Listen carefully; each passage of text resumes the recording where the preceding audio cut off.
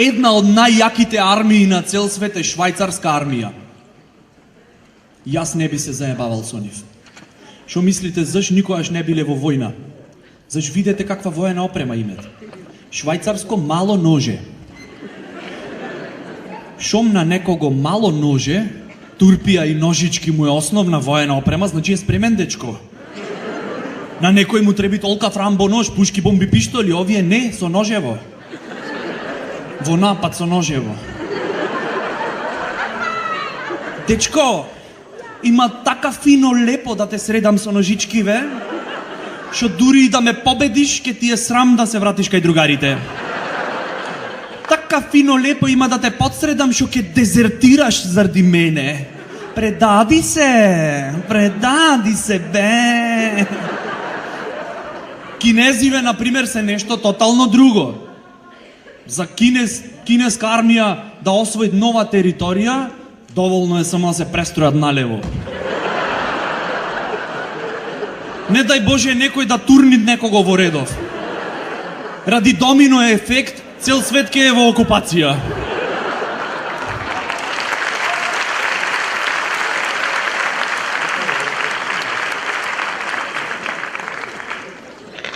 Специјалните сили на Етиопија, господе, тие колку се спремни. Само што ке те видит жив ке ти изејди. Ескимска народна армија. Тие се најретро. Уште се на фаза копје, стрела и јадиче. Ама име тајно оружје. Снег помочан.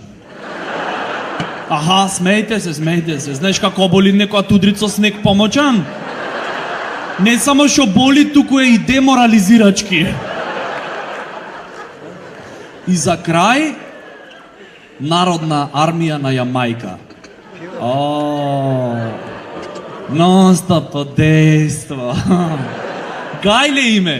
Нив да им речиш ке ве нападнат 1000 души. Супер, брат! Јака ке е журкава, ман! Не дај Боже да им дајш оружје или муниција. Поклон тенк да им дајш, нив ти од то бомб ке направи. Ке го отвори. Пикај треба, брат.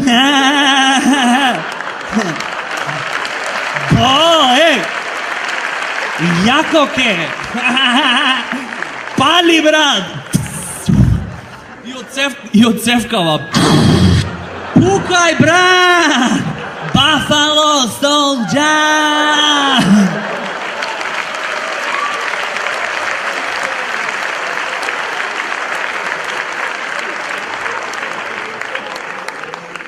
Ќе прочитам зборој во некој речник колку изгледат озбилно, човече. Ке прочиташ респект, почит, морал, кој зборој се. Ги сретниш на улица, многу се обични. Например, ево да земе респект. Тоа е основа на секој рапер. Респект, брат. Одма по неозбилно го сваќам зборов. Респект, тоа име многу битно на рапериве. И то не е лесно да го добијаш. Треби да преспијаш една вечер в контейнер за да напишеш рап песна. Колку е тежок животот во гето, тоа го сватив точно ова лето, јоу. Или песни од типот имет Немаме права, борба против општество, а тато е пун кешарица и медбутици множество, јоу. Или со татко му нешто биле во конфликти. Стари, свати ме, не си ми во филмов, не сум како тебе да сваќам се озбилно.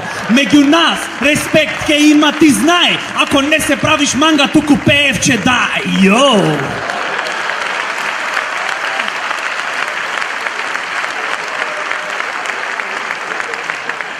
И сиве рапери сакат да се црнци.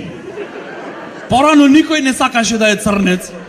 Црнциве немаја права. Порано ни Майкл Джексон не сакаше да е црнец. Толку не сакаше што носот му падна. Порано разлика помеѓу црнец и гума од кола е што кој ќе стаиш синџири на црнец свирит блуз. Порано. Сега синџириве се позлатија. Или моралку ке речиш. Еве да земиме стандарден адвокат. тие се чувари на моралот. А тоа е во суштина професионално трениран човек, не да лажи, туку да ја избегнуваат вистината. Мојот клиент не знаеше дека врши убиство. Тој сакаше да провери дали пеглава има доволно цврстина. Дури е под гаранција. Жена му како се нашла на патот, ние не знаеме.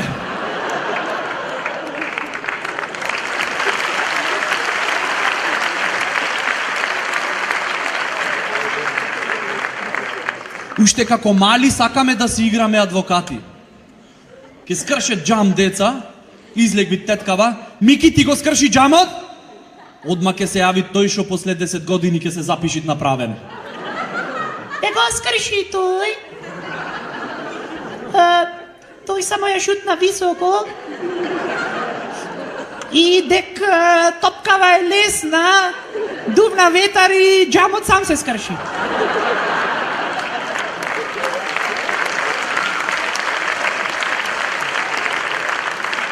А вие зашто лесна топка играте?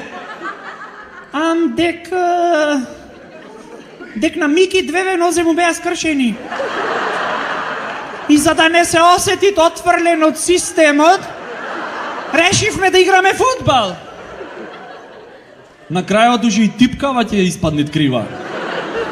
А вие, господјо, можевте да запрете се. Како можев? Требаше да си ставите мрежа на прозорецот за младите генерации слободно да растат.